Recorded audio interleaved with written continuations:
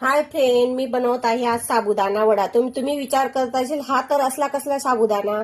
तर मी काय केलं, साबुदाणा भाजून घेतला, त्यात थोडे शेंगदाणे भाजून घेतले व ते मिक्सर मध्ये त्याची पावडर तयार करून घेतली।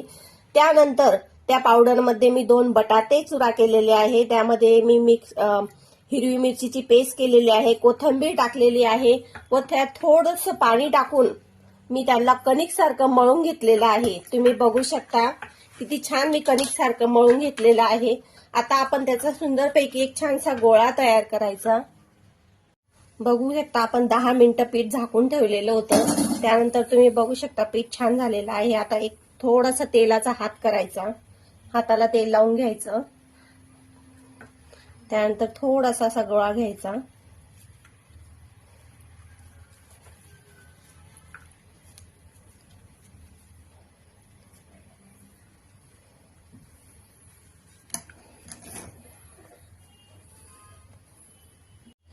बघू शकता फ्रेंड, आपण असे छान पैकी सुंदर असे गोळे तयार करून घेतलेले आहे। याला साबुदाणा वडी म्हणतात। तुम्ही बघू शकता आपण असे सुंदर छान अशी वडी तयार करून घेतलेली आहे। आता आपण यांना एक एक करून तेलात तळणार आहेत।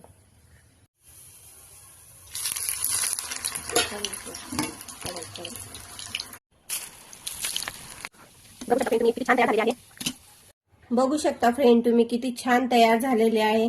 ओ हा, कुरमुरीत सुद्धा झालेले आहे, तुम्ही बघू शकता कुरमुरीत झालेले आहे।